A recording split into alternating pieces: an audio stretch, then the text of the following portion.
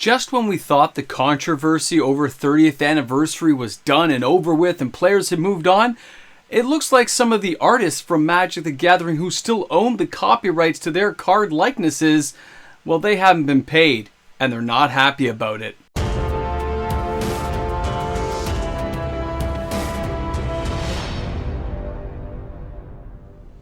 Just when you thought the show was over, you get an encore. Welcome back everyone, MTG Moxman here, and thanks again for hanging out with me on the channel today.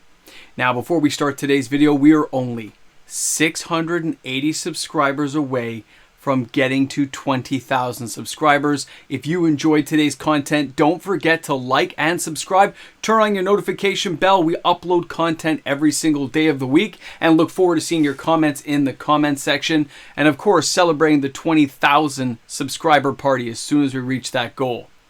So how would you feel if you owned your artwork? You own outright your artwork. Whatever deal you made back in the day, you own it. And somebody goes ahead, prints it anyway without your permission and doesn't even pay you for it. Basically challenging your rights to the artwork. Wondering if you can even go to court to fight it. I don't know. I'm not a lawyer. I don't know how to speculate on all this stuff and how to give my opinion on it. But I'm going to try because it is kind of an important topic to follow through. For those who didn't know, and for those who are new to maybe Magic, the way artists are paid now in Magic the Gathering is radically different than how they were paid in the early 90s, the beginning of Magic the Gathering. Nowadays, artists get paid between $300 to $600 for a piece of artwork, but Wizards of the Coast owns all the rights to that artwork in perpetuity. It's forever. Okay? A really well-known artist can get between like $1,000 to $1,500 for a piece of artwork. And again, they own it in perpetuity. You get nothing after they're done. You can sell your original piece of artwork. They give you the artist proofs to make you a few bucks. And maybe if you're a famous artist, you get to go to some Comic-Cons, make some extra side cash doing that. But that's how it's done.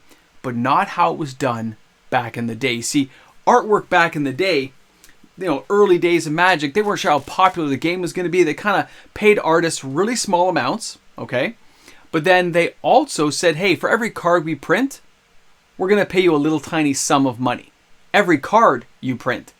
It could be a penny, 2 pennies. I don't know what it was. I haven't seen the contracts, nor could I find a lot of information on them. But I have heard the stories over the years. I've discussed with friends of friends who maybe have met one of the artists. So I get they were all kind of paid these ad hoc contracts where the artist owns the likeness rights. They own the copyright to their artwork. And if Wizards ever decides to reprint it, they get a little tiny bit of money each time the card is printed. So Wizards of the Coast obviously has always shied away from reprinting this stuff.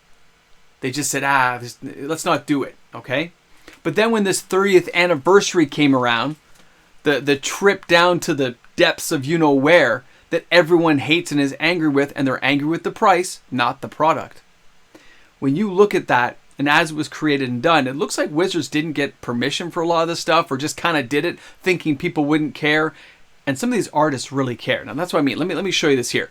This came up from Jasper Myers, and it came up on the Reddit and subreddit board of MTG Finance. You can see the whole article there, but look at this here where it shows the picture of the original Goblin King, Alpha Edition.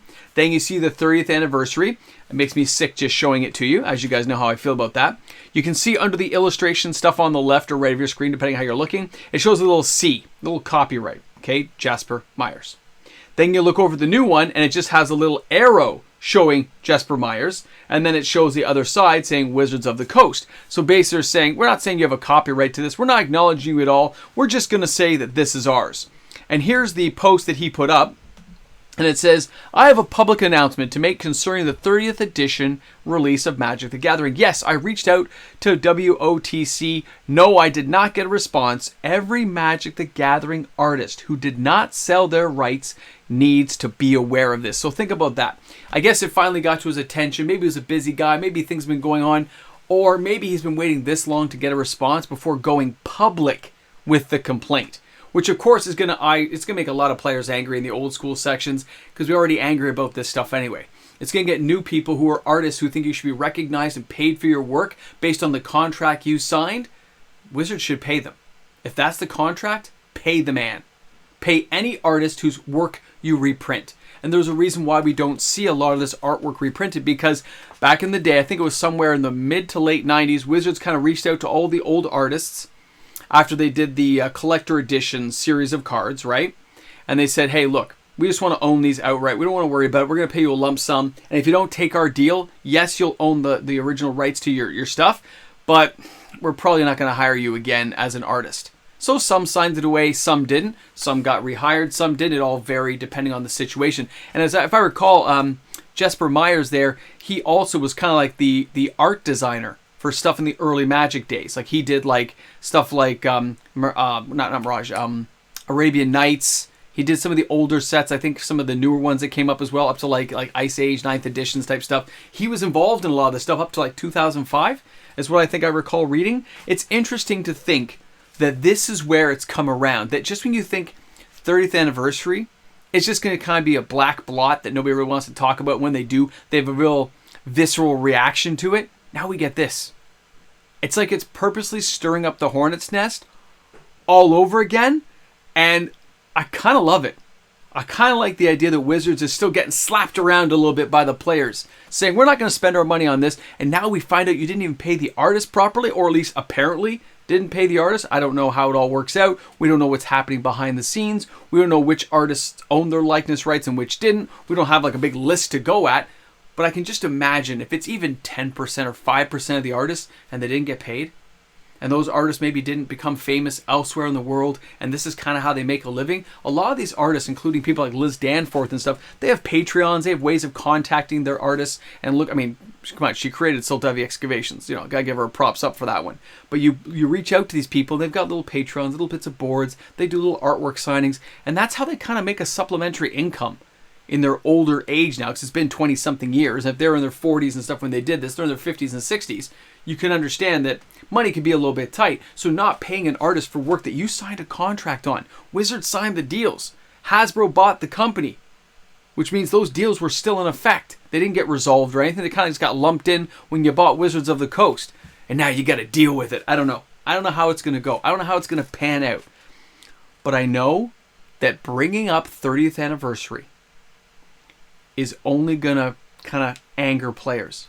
And again, it's not that the product wasn't created, it's that the price point was at such an absurd level that nobody could get behind it. I still say, if they had done it on these fancy backs, you know, use them only as like a proxy type thing, but being able to celebrate that at a card shop and be able to have like $10 packs and everyone could have enjoyed it and played it and had fun, and it would have added more cards to possibly the old school format in a way that was fun and exciting for players who have never played Alpha Beta Unlimited.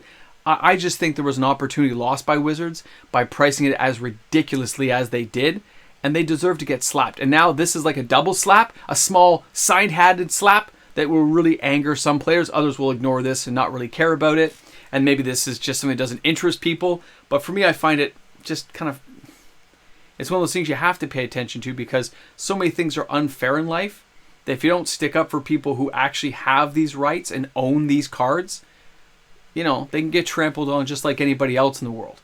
And I think Wizards has taken enough from a lot of people that these people who actually helped make the game what it is from the early days till now, I think you got to pay props and respect your elders and pay them what they're worth. Pay them the money that they deserve, whatever it was that you signed off on. I mean, they didn't make hundreds of thousands of copies, or did they, of this particular thing? Depends what ended up in a landfill. Depends on what Chris Cox threw into the fireplace at the cocktail party he was at, or whatever Cynthia Williams was picking her teeth with as she edited that Wikipedia page. Either way, I think this is one of those things that this is going to become a conversation. Other YouTube content creators are going to bring this up and have a little bit of a talk and just see how the audience feels, how the water waves toward or away from Wizards of the Coast. We gonna crash some waves at them and get really angry and irate, or we kind of mellow now at the end of the year with wall of fatigue and everything else kind of gripping us, that this isn't going to be that big of a deal.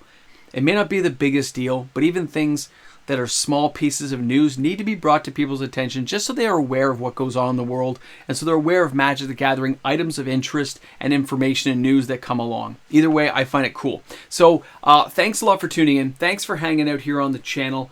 I wish all these artists the best, whoever they may be. Again, I don't have tons of information on this, and if you've got some great comments or something you think you should know, then put it down in the comment section. Add to this conversation. Let's build on this and see what other players and other people may have heard or know about. Direct us to websites or listings. I'd love to know more. I'm sure you guys would too. Thanks again for hanging out. Thanks for being here on the channel and allowing me to entertain you guys each and every day. I got a little bit of the word salad there. I got to clean up my teeth afterwards. But I really appreciate you guys hanging out with me today. And don't forget, this is an amazing game. The old art may not be the greatest looking by today's standard, but it is still iconic. It is the beginning of this game. It is going to be those pieces that end up in museums one day. It's amazing. And yeah, for all you people talking about the reserve list stuff, you guys stick around for the Ramble Jamble at the end of the video, at the end of the credits, okay? I have a little bit to go on there. I'm looking forward to discussing it with you. Don't forget, it's a great game. Always bring a friend to Magic. I'll see you guys tomorrow for another video. And of course, big shout outs and thank yous to the wonderful patrons we have supporting our channel every day. All these names you see going by every day, and names I still have to add, are all part of the Patreon group of people who make these videos happen each and every day. Thanks again. Welcome back to the Ramble Jamble. You've made it to the end. The cinematic universe ending you never knew existed.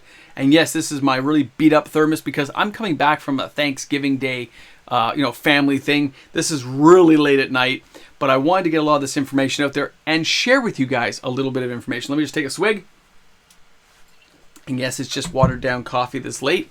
So, some interesting stuff was brought to my attention when I got home. It was a lovely email. Several, actually. And none of these people were happy with the Mox Man. I want you guys to know that. It's very unusual. I get like hate mail, a little bit of hate mail, saying I was promoting reserve list sales and the reserve list is dead and it's dying. And the very colorful language they used, and you guys know I don't repeat that type of language. It's salty and unnecessary in a civilized conversation with people here. But I can tell you, I don't know, some people got really mad. And then I saw some stuff show up on Reddit about different things, about some articles about reserve list cards and stuff. And I'm thinking, yeah, because as much as everyone wants to think that the stuff isn't selling, it is. As much as you think it's dead, the prices are just coming down and finding a new bottom. It doesn't matter if you like the reserve list or hate it. It still exists. The sales are still happening. If anything, they seem to be picking up steam. The fact Ancestral Recall made it on the list is ridiculous to me. But also the idea that all these cards I checked had even more sales when I got home tonight. I couldn't add them to the list. It's too late. They'll be on next week's video. But people don't get it.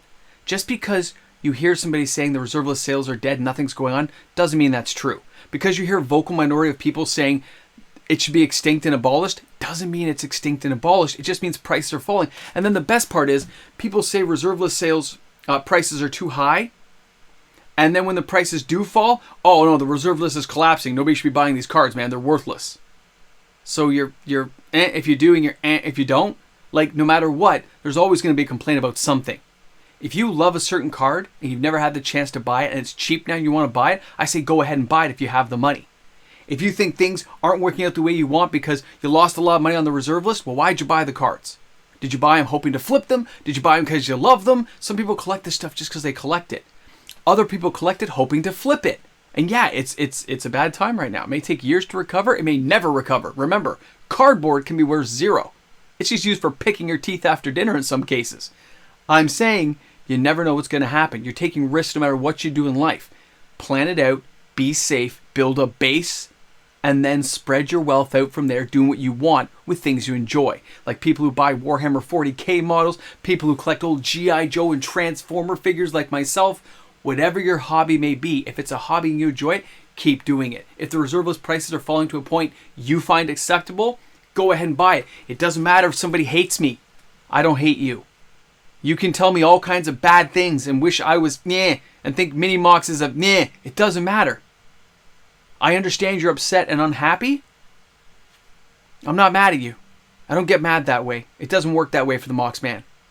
It doesn't get under my skin. It doesn't make me quiver and crawl. It doesn't happen. I just hope you have a better day tomorrow. I hope things work out for you. And I think maybe, you know what, you're having a bad day, and I get that too. I totally understand, and hopefully it gets better for all those people out there who are having that bad day. Tomorrow's another day. it's another chance to get ahead and work harder and really make something out of the day. And that's what you got to hope for. Thanks again, guys, for hanging out. I know it can be really difficult sometimes. I get it. But man, angry people out there. It's just the reserve list. It's just another part of Magic. And just because somebody says it's dying doesn't mean it's true. All right? Just doesn't. You can see the sales. They add up. 1 + 1 is 2. Anyway, have a great day. Thanks for hanging out. There's a little bit of coffee left. Ho, ho, ho. I'm in for a treat.